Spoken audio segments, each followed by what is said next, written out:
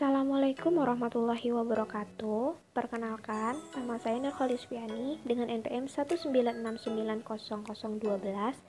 Di sini saya akan menjelaskan mengenai jurnal Toxin Information Food, Prevalence and Prevention pada mata kuliah toksikologi dan keamanan pangan. Fermentasi. Makanan fermentasi banyak dikonsumsi di seluruh dunia, dan FF adalah salah satu sumber utama racun dan mikroba patogen yang terkait dengan beberapa wabah bawaan makanan. Mikotoksin yang terdapat pada fermentasi ini berupa aflatoksin, fumonisin, strigimatoksin, nifalenon, dexonifaleon, zearalenone, oxeratoksin, dan alternasriol. Toksin bakteri atau toksin siga dan botulinum, biogonik amina, dan glikosida siagonik adalah toksin yang umum ditemukan di fermentasi selain patogen mikroba. Selanjutnya yaitu senyawa beracun pada fermentasi.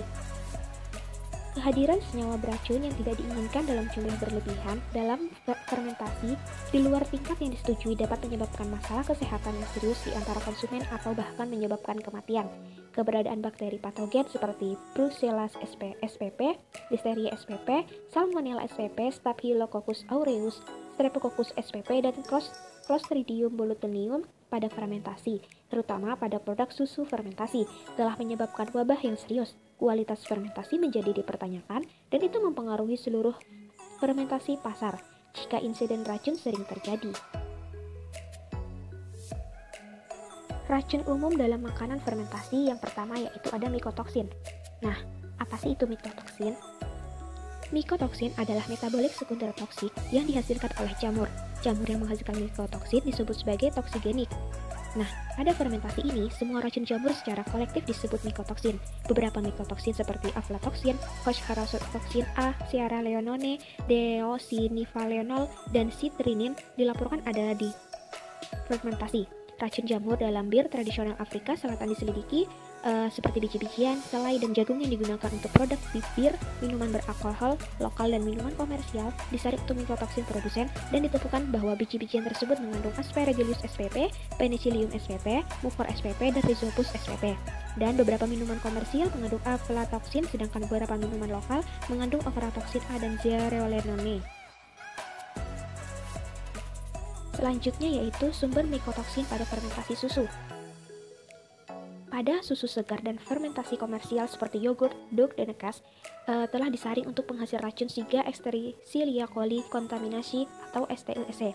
Terdapat sekitar 8% dari sampel positif STEC dan kebanyakan dari mereka berada di bawah subkelompok O157 dan O26.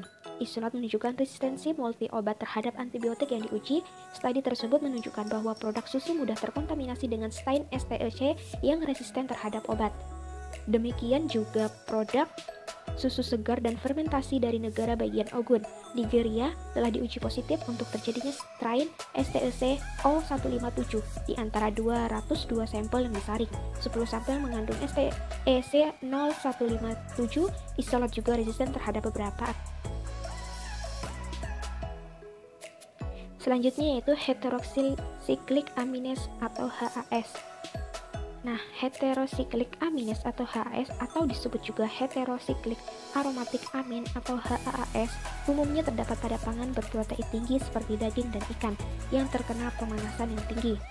Sebagai contoh, pada olahan makanan dari ayam dan daging saat dipanggang di atas api yang tinggi dapat menghasilkan HSEA yang berisiko menyebabkan kanker. Meskipun penelitian baru dilakukan pada hewan dan masih sedikit dilakukan pada manusia untuk mengurangi jumlah paparan HACA.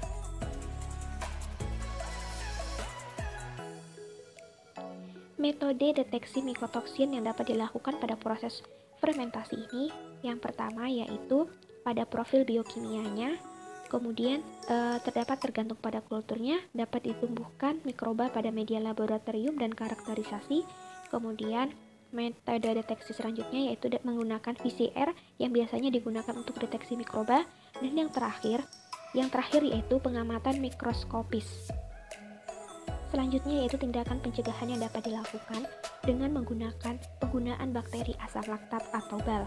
Nah, penggunaan bakteri asam laktat atau BAL ini untuk menghilangkan mikotoksin dalam fermentasi adalah praktik umum di berbagai industri makanan. Bakterinya seperti strain Lactobacillus spp, Bifidobacterium spp, Lactococcus spp, Leuconostrep spp, Pediococcus spp, Propionibacterium spp, dan Streptococcus spp. Telah secara rutin digunakan untuk menghilangkan mikotoksin dalam makanan, dan strain ini dikenal karena antagonis dan toksinnya kemampuan mengikat, kemampuan pemberantasan aflatoksin dari strain bal tersebut. Sekian presentasi singkat dari saya. Kurang lebihnya saya mohon maaf. Sekian dan terima kasih. Wassalamualaikum warahmatullahi wabarakatuh.